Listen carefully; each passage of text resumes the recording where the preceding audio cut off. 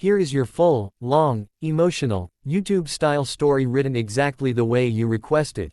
Plain paragraphs, no headings, smooth pacing, strong hook, emotional depth, and perfect for a 40-minute video narration. Imagine sitting across from a stranger, knowing you have exactly 5 minutes before you walk away forever. That was his plan, cold, strict, emotionless. But life has a way of rewriting even the strongest decisions, and sometimes, all it takes is one unexpected laugh to change someone's destiny.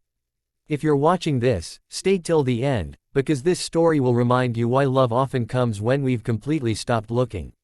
And if you believe in second chances, third chances, or miracles hiding in ordinary days, don't forget to like this video and subscribe, because more stories like this might find you exactly when you need them.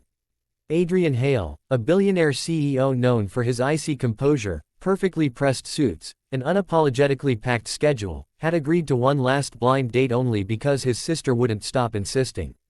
He wasn't going for romance, not even for conversation. He simply wanted to check the box, leave after 5 minutes, and return to a world where emotions were easier to avoid than confront. Love had disappointed him once. He wasn't going to give it another chance. The restaurant smelled of lavender candles and warm bread, but none of it softened his expression. He sat stiffly at the table, checking his watch every 30 seconds, rehearsing the polite exit he would use. "I'm sorry, something urgent came up. I appreciate your time. Maybe another day." Lies, all of them, but acceptable ones, safe ones. 5 minutes, he reminded himself. No more. Then she walked in. Maya Noor, with her unruly hair pinned in a messy bun, her pink scarf slightly crooked, and her steps quick and anxious as if she was convinced she was already late. She wasn't the polished, perfect woman Adrian expected. She was warm, real, a little chaotic, and that alone confused him. She reached the table breathless. "I am so sorry. My shoe betrayed me on the stairs. We had a fight, I lost." She laughed at herself, and that laugh, light, bright, completely unfiltered, hit him like a warm wave. Adrian blinked. He hadn't prepared for this. She sat down, tucking loose strands of hair behind her ear, still smiling. "Okay, give me 1 minute to act like a completely normal adult instead of a disaster." He felt the corner of his mouth twitch. Adrian Hale didn't smile. Not in boardrooms. Not at parties. Never on dates. But something about Maya's energy rearranged the room. The 5-minute clock he had set in his mind suddenly felt blurry. He stayed. What was meant to be a short, dull, forgettable meet-up turned into a conversation stretching over appetizers, then dinner, then dessert. Maya talked with her hands, laughed with her whole face, and listened as if his guarded words actually mattered. She told him about quitting her safe job to pursue photography, about failing twice, about not knowing how to give up even when giving up looked easier. Adrian found himself talking, really talking, for the first time in years, about losing his mother young, about building walls around himself so high even his own happiness couldn't climb in. "Do you ever feel lonely?" she asked softly at one point. "Every day," he admitted, surprising himself. That night, he walked her to her car. She shivered slightly. Without thinking, he took off his coat and placed it around her shoulders. She looked at him with such warmth it made something inside him shift. A feeling he thought had died long ago flickered back to life. 5 minutes had become 3 hours. But life doesn't give gifts that easily.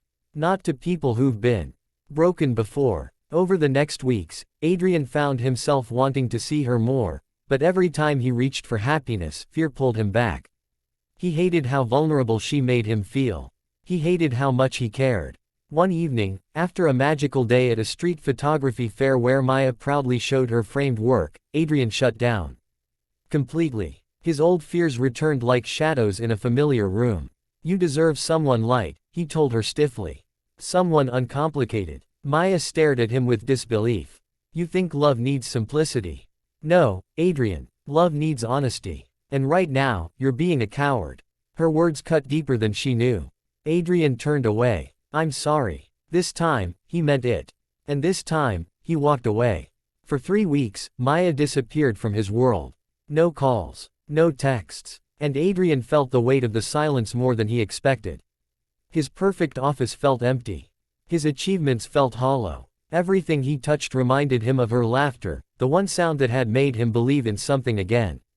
One rainy night, unable to bear it, he drove to the small community gallery she worked at part-time.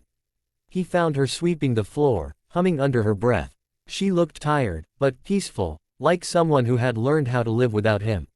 He stepped inside quietly. Maya. She froze. He walked toward her, heart pounding. I stayed for 3 hours. Do you know why? That night, I stayed because you reminded me how to feel alive. And I'm sorry I walked away. I'm sorry I let fear choose for me. She looked at him, eyes soft but unsure. Adrian, I don't want 5 minutes, he said. I want forever. If you'll let me earn it. The broom slipped from her hand. Tears rolled down her cheeks, not the broken kind, but the relieved kind. The kind that says, I hoped you'd come. She took a shaky breath. Then stay. Don't run again. I won't, he whispered. He stepped closer, cupping her face gently. She leaned into his touch, as if she had been waiting for this without admitting it. And just like that, the walls he'd spent years building finally shattered. They rebuilt each other slowly, beautifully. With messy days, honest conversations, late-night laughter, shared fears, and promises whispered like prayers. He started attending her exhibitions. She began helping him find balance beyond work. He learned to breathe again. She learned she didn't have to be strong alone. And months later, standing on the same spot where their first accidental spark ignited, Adrian took her hand. I only needed 5 minutes to plan my escape, he said softly. But your laughter, it gave me forever. Maya smiled, not the small smile he first saw, but a full, radiant one that reached her eyes, the kind that had saved him the first time. Then let's spend forever well, she whispered. And they did. So if you're still watching this, remember this. Sometimes the moment that changes your life isn't dramatic or perfect. Sometimes it's as simple as a laugh. As unexpected as a stranger. As gentle as a choice you didn't think you'd make.